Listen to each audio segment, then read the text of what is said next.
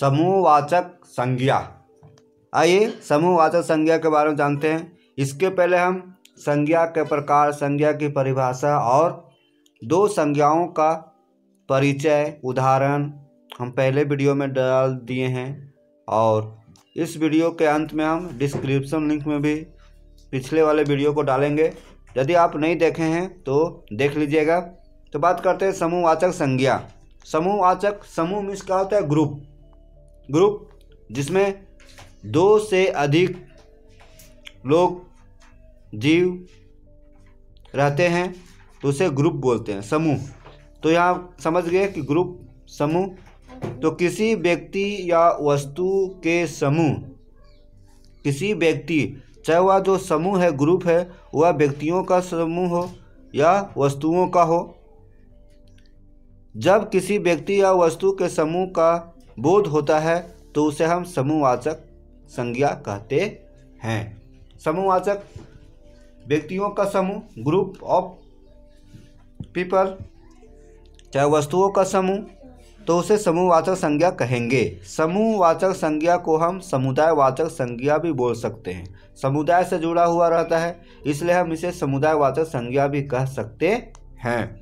आइए अब देखते हैं समूह कैसे बनता है। व्यक्तियों का समूह में क्या देखेंगे? व्यक्तियों का समूह में हो जाएगा जैसे सभा। 100 लोगों की सभा हो रही है, 50 लोगों की सभा हो रही है, तो ये क्या है? एक सभा जो है व्यक्तियों का समूह, वहाँ व्यक्तियों का एक जमा हुआ, जमघट लगा हुआ है। दल, व्यक्तियों का दल, जैसे बजरंग दल। गिरोह, चोरों का गिरोह, डाकुओं का गिरोह। मेला इसमें क्या रहता है? व्यक्तियों का एक प्रकार का भीड़ होता है। परिवार एक समूहवाचक है। परिवार में 2 से अधिक सदस्य होते हैं। सेना, कक्षा, भीड़, टीम, झुंड, ये सब क्या है? ये सब जो है व्यक्तियों का समूह है। कहने का तात्पर्य यह हुआ कि ये सब जो ग्रुप जिसमें से 2 या 2 से अधिक लोगों का भीड़ होता है, तो इसे हम क्या कहेंगे? समूहवाचक संज्ञा कहेंगे। जैसे हमारा सेना है, तो सेना एक सेना नहीं चलती है, कई सेनाएं एक साथ चलती है, इसलिए हम इसे ग्रुप में रखे हैं। नेक्स्ट है वस्तुओं का समूह। वस्तुओं का समूह में क्या हो जाएगा? जैसे गुच्छा, चाबी का गुच्छा।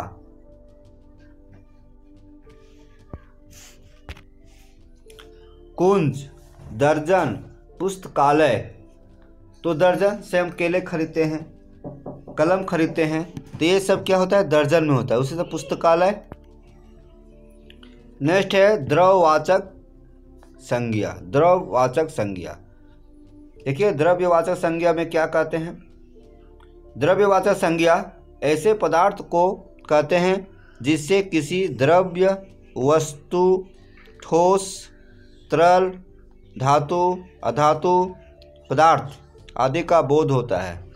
द्रव्यवाचक संज्ञा में द्रव्य, ठोस, तरल, धातु और अधातु पदार्थ जैसे वस्तुओं का बोध होता है, इसे हम द्रव्यवाचक संज्ञा कहते हैं। आप कह सकते हैं कि द्रव्यवाचक जो संज्ञा है, नाप तोल वाली वस्तु होती है, जिसको हम नापते हैं, तोलते हैं, ये वस्तु द्रव्यवाचक संज्ञा कहलाता है। जैसे गैस, दूध, पानी, सोना, चांदी, तेल, गुड़, चीनी, घी, सब्जी, लोहा, ये सब क्या है? द्रव्यवाचक संज्ञा का उदाहरण है। अब देखते हैं यहाँ कि तरल में क्या हो जाएगा? जैसे पानी हो जाएगा, घी हो जाएगा, तेल हो जाएगा। धातु है तो धातु में लोहा हो जाएगा। तो इस तरह से ये द्रव्यवाचक संज्ञा हुआ। अब नेक्स्ट है भाववाचक संज्ञा। भाववाचक संज्ञा, देखिए भाववाचक संज्ञा क्या कहता है?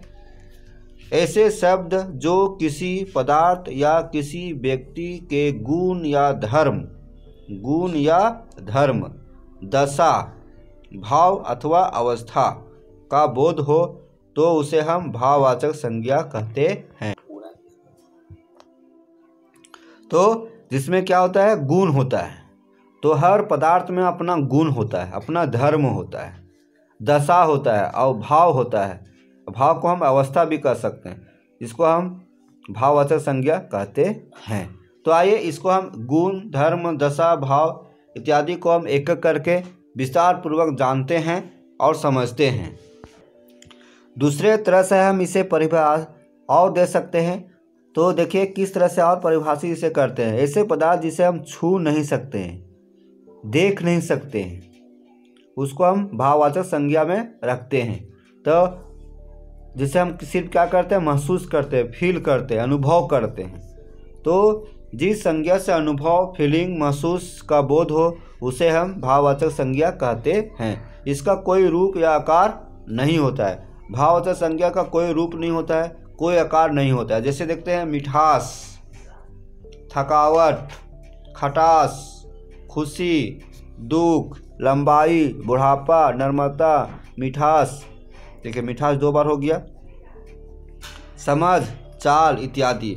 ये सब में क्या होता है, ये सब में होता है कि ये जो दिख रहा है एग्जाम्पल, इसको हम छू नहीं सकते हैं, सिर्फ क्या कर सकते हैं, महसूस कर सकते हैं, देख भी नहीं सकते हैं। तो जिसे छू नहीं सकते हैं और जिसे हम देख भी नहीं सकते हैं, सिर्फ महसूस और फीलिंग, अनुभव कर सकते हैं, तो उसे भाववाचक संज्ञा कहेंगे। एक्सप्लेन, विस्तार पूर्वक समझिए। इस संज्ञा को अनुभव हमारे इंद्रियों के द्वारा होता है। मानव शरीर में 5 ज्ञान इंद्रियां हैं, इनके माध्यम से हमें सब चीज़ का अनुभव, महसूस, देखना, सुनना, स्वाद चखना जैसे जानकारी होती है, उसे हम ज्ञान इंद्रियां कहते हैं। तो ये ज्ञान इंद्रियां की सहायता से हमें फीलिंग महसूस कराता है, उसे भाववाचक संज्ञा कहते हैं। तो आइए इस संज्ञा का अनुभव हमारे ज्ञान इंद्रियों से कैसे होता है। ऐसे देखते हैं कि हर पदार्थ में अपना गुण और धर्म होता है। हर पदार्थ में अपना गुण होता है। जैसे पानी, तो पानी चाहे वह जाड़े का दिन का पानी हो, चाहे वह गर्मी का दिन का पानी हो, वो पानी क्या है, पानी का अपना गुण है शीतलता, वह हमें शीतलता प्रदान करती है। आग में गर्मी होती है। मनुष्य में देवत्व का गुण होता है और पशुत्व का गुण होता है। तो इस तरह से हर पदार्थ में क्या होता है, अपना अपना गुण होता है। पदार्थ का गुण या धर्म पदार्थ से अलग नहीं हो सकता है।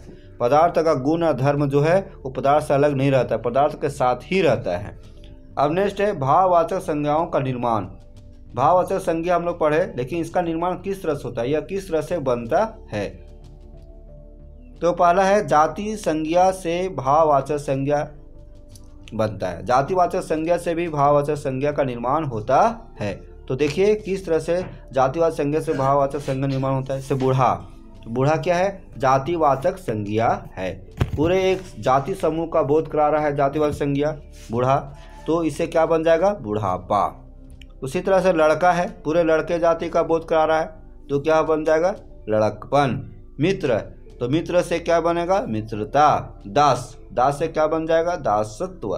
तो ये जो बूढ़ा, लड़का, मित्र, दास है, तो ये है जातिवाचक संज्ञा। इससे पूरे जाति समूह का बोध हो रहा है। मित्र से पूरे मित्र का बोध हो रहा है। तो इससे क्या बन गया, ये जो बना बुढ़ापा, लड़कपन, मित्रता, दासत्व, तो ये हो जाएगा भाववाचक संज्ञा। अब नेक्स्ट है विशेषण से भाववाचक संज्ञा। अब देखिए विशेषण से भी भाववाचक संज्ञा बनता है। कैसे, विशेषण क्या है, जैसे गर्मी, गर्म, सर्द, कठोर, मीठा, चतुर, कोमल। तो गर्म है, तो गर्म क्या है, विशेषण है। विशेषण किसको बोलते हैं, संज्ञा और सर्वनाम की विशेषता बताने वाले को विशेषण कहते हैं। तो गर्म से क्या हुआ, गर्मी। सर्द से सर्दी। कठोर से कठोरता। मीठा से मिठास। चतुराई। कोमलता। तो ये जो गर्म, सर्द, कठोर, कोमल है, तो ये सब क्या है, ये सब विशेषण है और इससे ये बन गया भाववाचक संज्ञा। तो विशेषण से भी भाववाचक संज्ञा का निर्माण होता है। क्रिया से भाववाचक संज्ञा का निर्माण। क्रिया से भाववाचक, क्रिया काम, कर्म, कार्य। तो क्रिया से किस तरह से भाववाचक संज्ञा होता है? जैसे घबराना, जिस शब्द का अंत में ना आता है उसे क्रिया के श्रेणी में रखा जाता है। जैसे पढ़ना, हंसना, रोना, गाना, खेलना, कूदना, सोना, बैठना। तो यहाँ घबराना है तो घबराना से क्या हो जाएगा? घबराहट। घबराहट है भाववाचक संज्ञा, घबराना क्रिया हुआ। सजाना, सजाना क्रिया है तो सजावट। चढ़ना, चढ़ाई। मारना, मार। दौड़ना, दौड़। इस तरह से और अनेक हो सकते हैं। तो क्रिया से भी भाववाचक संज्ञा का निर्माण होता है। सर्वनाम देखिए, सर्वनाम, सर्वनाम से भाववाचक संज्ञा का निर्माण। जैसे अपना, तो अपना का क्या हो जाएगा? अपनत्व। मम, तो मम से क्या हो जाएगा? ममत्व या ममता। निज, निजित्व। तो इस तरह से सर्वनाम से भी भाववाचक संज्ञा का निर्माण होता है। इसके अलावा अव्यय से भी भाववाचक संज्ञा का निर्माण होता है। अव्यय से दूर, दूर से दूरी। परस्पर, परस्पर से पारस्पर्य। समीप, समीप्य। शाबाश, शाबाशी। वाह वाह, वाहवाही। तो ये अव्यय से भी भाववाचक संज्ञा का निर्माण हुआ। तो इस तरह से हम संज्ञा से, अव्यय से, इसे बेहतर जानने के लिए आप इसे एग्जाम्पल और ले सकते हैं और इसे उदाहरण के द्वारा भी समझ सकते हैं। हमारे चैनल को आप सब्सक्राइब कीजिए, लाइक कीजिए, कमेंट कीजिए और